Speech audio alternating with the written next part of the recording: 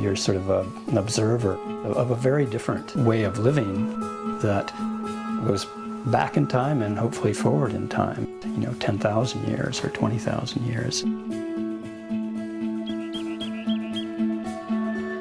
The activity for the lamb, some of it's functional, obviously. They have to move from foraging patch to foraging patch. There actually are attacks by predators, and so they have to evade predators.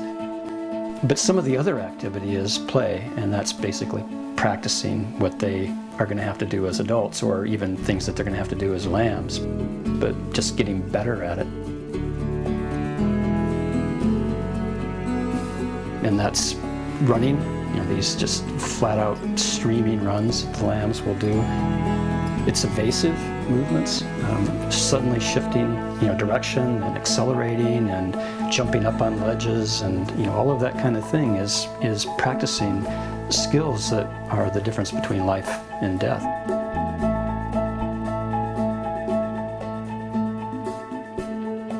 It's energy well invested.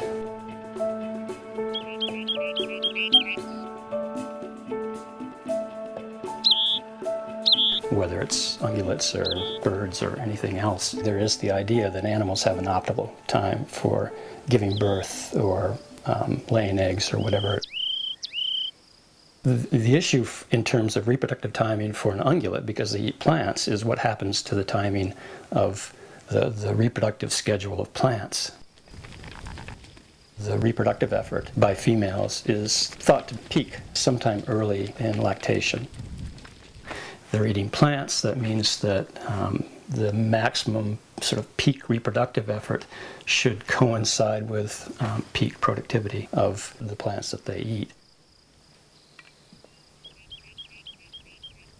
So in northwestern Montana, one of the predicted effects of climate change is changes in average precipitation, not necessarily throughout the year, but certain months of the year, changes in average temperature, and those things affect plant growth. So what that would suggest is that peak productivity of the plants that they eat might shift back, might come earlier. So what could happen is that females are timing birth improperly, so that peak expenditure is coming at a time when there's not enough food. Then you may reduce weaning weights amongst the lambs and reduce survivorship over winter, the first winter when they're all on their own. And those individual effects are going to have population level effects.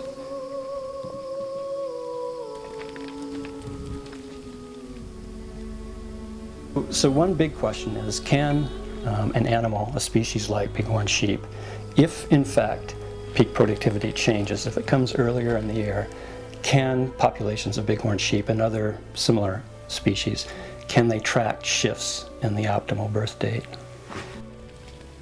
If they can't follow a shift, so they're no longer giving birth at the optimum time, then there's going to be some consequence, some fitness consequence for the mother or for their offspring. It may be that females, when they're suckling offspring, they may also be expecting to lay down some reserves, some fat storage for the next cycle. And so you can have these ripple effects, between reproductive cycles. Around here again, one of the other things that's happening with climate change is reduced precipitation during summer. Regardless of whether there is a change in the optimal time for giving birth, a change in temperature and precipitation can change seasonal habitat quality. And so as soon as you either shift the optimal date for birthing and the ungulate doesn't shift its annual routine, or you have reductions in seasonal habitat quality, forage availability, there could be many consequences.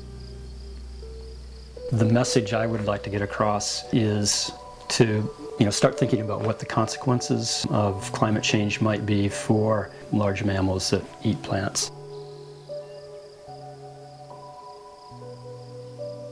We're in a position where we have to deal with the fact that the climate is changing. But, I guess fundamentally, it seems to me a mess. I mean, it would be far better if we weren't in this position at all, because what we're talking about, I'm looking at one species and there are thousands of them out there, and not every one of them is studied or is going to be studied.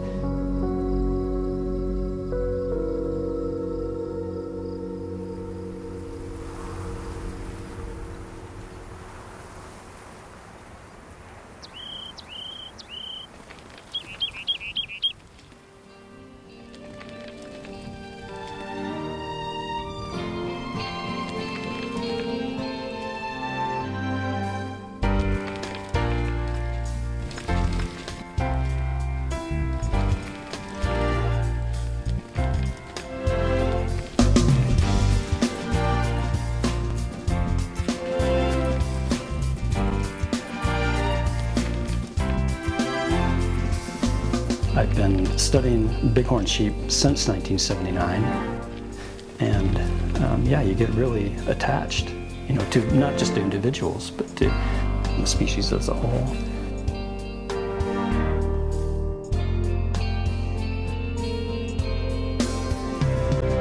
It's quite an amazing animal.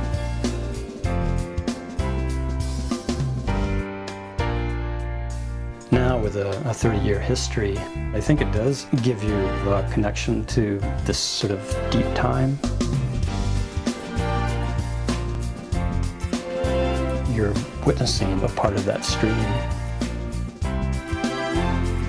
I think if we keep on the path that we're going, we're just going to have to live with a very messy fallout.